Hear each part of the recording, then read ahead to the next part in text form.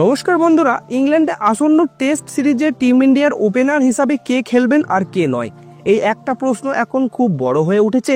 কারণ চারজন দারুণ প্রতিভাবান ক্রিকেটার রয়েছেন এই একটি পজিশনের জন্য। এবার জেনে নি কে সেই চারজন দাবিদার এবং কাদের ওপেনিং করার সম্ভাবনা সব থেকে বেশি। তো ভিডিওটা শেষ পর্যন্ত অবশ্যই দেখুন। ক্রিকেট ও আইপিএল সংক্রান্ত সমস্ত আপডেট সবার আগে পেতে চ্যানেলটিকে সাবস্ক্রাইব করে পাশে থাকা নোটিফিকেশন বেলটি প্রেস করতে ভুলবেন না। তো সাধারণত ভারত যখন বিদেশে সিরিজ খেলতে যায়, যেমন ইংল্যান্ড, অস্ট্রেলিয়া বা দক্ষিণ আফ্রিকা, তখন একজন বাঁহাতি ব্যাটসম্যান, একজন অভিজ্ঞ ওপেনারকে দেখা যায়। গত কয়েকটা সিরিজে আমরা দেখেছি এসএসবি জয়সওয়াল এবং রোহিত শর্মাকে ওপেনিং করতে।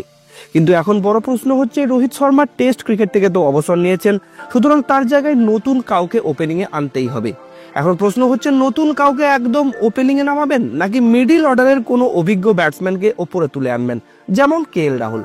তো যাই হোক, ওপেনিং এর চারজন বড় দাবিদার রয়েছে। প্রথমেই রয়েছে এসএসবি জয়সওয়াল। সব থেকে যার আগে নাম আসবে সে হলো এসএসবি। দুর্দান্ত ফর্মে আছেন, তার জায়গা ওপেনার হিসাবে এক প্রকার পাকা বললেই চলে, তাকে সরানো এখন সম্ভব না। দ্বিতীয় নম্বরে আছে কেএল রাহুল। রাহুল মিডিল অর্ডারে খেললেও অভিজ্ঞতার কারণে তাকে ওপেনিং এ ফেরানো হতে পারে। শোনা যাচ্ছে ইংল্যান্ড সফরে বেশিরভাগ ম্যাচেই এসএসবি এবং রাহুল জুটিকেই ওপেনিং করতে দেখা যেতে পারে। এছাড়াও তৃতীয় নম্বরে রয়েছেন অভিমন্যু অ্যাসওয়ান। তিনি এই মুহূর্তে ইন্ডিয়া এ দলের অধিনায়ক এবং ইংল্যান্ড এ দলের বিরুদ্ধে প্র্যাকটিস ম্যাচ খেলেছেন। ডোমেস্টিক ক্রিকেটে প্রচুর রান করার সুবাদে তার উপর বিসিসিআই বরাবর ভরসা রাখে। যদি এসএসবির ফর্ম খারাপ হয় তাহলে অভিমন্যুকেই ওপেনিং এ আনা হবে। আর চতুর্থ নম্বরে আছে বন্ধুরা সাই সুদর্শন। চতুর্থ দাবিদার হিসাবে রয়েছেন তিনি।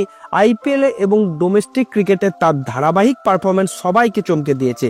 সঠিক ক্রিকেটিং শট খেলে রান করেছেন, আত্মবিশ্বাসে ভরপুর একজন প্লেয়ার। ভবিষ্যতে তাকেও ওপেন করতে দেখা যেতে পারে। তো ফর্ম এবং ফিটনেসই ঠিক করবে কে ওপেন করবে। প্রাথমিকভাবে এসএসবি ও রাহুলকেই সুযোগ দেওয়া হবে, তবে সিরিজ 5 ম্যাচের দীর্ঘ।